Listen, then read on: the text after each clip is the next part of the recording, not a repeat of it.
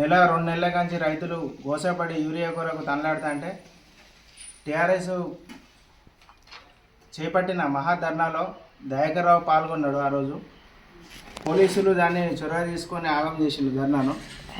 అసలు విషయం ఏంటంటే చేతగాని ప్రభుత్వం యూరియా సరఫరా చేయకుండా రైతులను గోసపెట్టకుండా మళ్ళీ వాళ్ళే పైనుంచి ఇది చేసిళ్ళు అది చేసిళ్ళు అని చెప్పి కార్యకర్తలు పార్టీ ఆఫీస్లో ఇట్లా దయాకర్రావును అనుడు సమంజసం కాదు.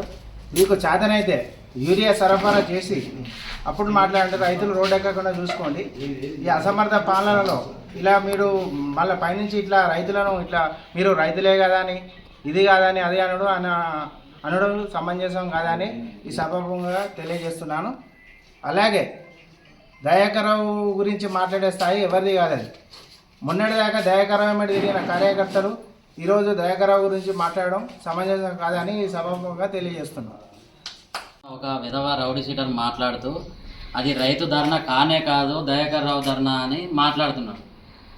రైతు ధర్నా కాదు అన్నోని నువ్వు రోడ్డు మీదకి వచ్చి ధర్నా కాడికి వచ్చి ఇది రైతు ధర్నా కాదని రైతుల ముందు అననుండి నువ్వు అంటే అప్పుడు రైతులు నిన్ను ఏం చేస్తారో ఎలా చేస్తారో అది నీ జ్ఞానానికే వదిలేస్తున్నా. అదేవిధంగా రైతుల గురించి వేరేలా మాట్లాడుతున్నావు. రైతుల గురించి మాట్లాడేటప్పుడు ఒకసారి ఆలోచించుకొని మాట్లాడాలి. అదేవిధంగా రైతు ధర్నాలో పాల్గొన్న దయాన్న గురించి మాట్లాడుతున్నావు.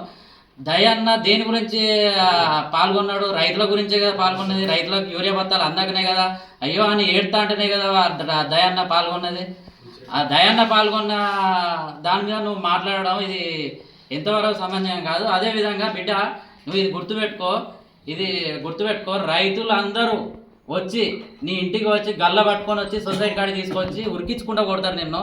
నువ్వు అదే విధంగా మాట్లాడితే ఇది గుర్తుపెట్టుకో బిడ్డ, తస్మాత్ జాగ్రత్త. అదేవిధంగా అధికారం 5 సంవత్సరాల అధికారం ఉన్నన్ని రోజులు దయాన్న కాళ్ళు పట్టుకొని మొక్కి నాది రౌడీ షీటర్ ఉన్నది తీయండి సార్, నీ దండం పెడతా సార్, నీ కాలు మొక్తా సార్, ఈ రౌడీ షీటర్ తీసేయండి సార్ అని కాళ్ళు పట్టుకున్న రోజులు మర్చిపోయినావా బిడ్డ? అది గుర్తుపెట్టుకో. ఫస్ట్ దయాన్న లేకపోతే నేను బతకనని తిరిగినావు. నీవి ఈరోజు దయాన్న గురించి మాట్లాడేస్తాయా బిడ్డ? నీది ఏమనుకొని మాట్లాడుతున్నావు బిడ్డ? ఏ తమాషా? తస్మాత్ జాగ్రత్త బిడ్డ, ఇంకోసారి ఆచార్య మాట్లాడినావు అనుకో. యూరియా కోసం అది గోసపడతాను రైతులు. అది ఒక 2 నెలల నుంచి కష్టపడుతున్న అందరికీ అవస్థ పడుతున్నది అందరికీ. వాళ్ళ కళ్ళు లేవా? సద్దులు కట్టుకొని ఎస్టీలు కానీ ఎస్సీలు కానీ ఎవరు కానీ లైన్లో నిలబడి మంచిలు లేక రైతు వేదిక కాదంటే అక్కడ మన కోఆపరేటివ్ అంటారు, కోఆపరేటివ్ అంటే రైతు వేదిక అంటాడు. రాసుడు సిట్టీలు రాస్తానికే ఈ సిట్టీలు రాసుతోటే వాళ్ళ కాలం కట్టడం తప్ప ఒక్కరికి ఒక బతిచ్చు లేదు. రైతులను అరిగోస పెట్టుకుంటా మళ్ళీ కాంగ్రెస్ వాళ్ళే మొన్న ధర్నా చేస్తే కాంగ్రెస్ వాళ్ళు రైతులు కాదు, రైతులు సంతోషంగా ఉన్నారు అని చెప్పడానికి విడ్డూరంగా ఉన్నది. ఇది రైతుల బాధ వాళ్ళకు కూడా తెలుసు. దీని మీద వాళ్ళ రాజకీయ లబ్ధి కోసం మాట్లాడు కరెక్ట్ కాదు. ఇదే దయాకర్రావు గారిని సెంటర్లో ఢిల్లీ పోయి ధర్నా చేయమంటారు. దయాకర్రావు చేసిన దాంట్లో మీ పరిస్థితి, మీ దయాకర్రావును అనే అర్హత మీకున్నదా? దయాకర్రావు బాగ్లీ కోసం తన్నులు తిన్నాడు, దెబ్బలు తిన్నాడు. శ్రీరామ్ సాగర్ ప్రాజెక్టు కట్టి నీళ్లు మన పెద్ద చెరువు నింపి రాయపర్తి మండలాన్ని సత్యశ్యామలం చేసిండు. దయాకర్రావును అనే అర్హత వాళ్ళకు ఉన్నదా? కాంగ్రెస్ వాళ్ళకు దయాకర్రావును కూడా మేము వీళ్ళు రైతులు మేము చేస్తా అంటే ధరల మధ్యలో వచ్చి పాల్గొన్నాడు తప్ప ఆయనను మాట్లాడే అర్హత వీళ్ళకు కాంగ్రెస్ నాయకులకు లేదు. ఒకవేళ మా సార్ తోటి మీరు అన్నట్టుగా మేము మళ్ళీ పోయి ఢిల్లీలో ధర్నా చేయిస్తాం, మీరు మా సార్ తోటి మేము ఢిల్లీలో ధర్నా చేయిస్తాం, కానీ మీరు మీ ఎమ్మెల్యేను ఝాన్సీ రెడ్డిని తీసుకొచ్చి మా రాయపర్తిల యూరియా బస్తాలకు రమ్మని చెప్తారా? మీకు ఆ దమ్మున్నదా? రైతులను ఇంతవరకు వచ్చి ఒక పూట వచ్చి నువ్వు కేంద్రం కాడికి వచ్చి పలకరించిన ఎవరన్నా నీ కూడలే కానీ ఎమ్మెల్యే గారే కానీ వాళ్ళ అత్తగారే కానీ వాళ్ళకి ఏమైనా జల్సాలు చేసుడు, హైదరాబాద్ తిరుగుడు, అమెరికాలో పోడు తప్ప రైతులను గురించి పట్టించుకుంటలేరు.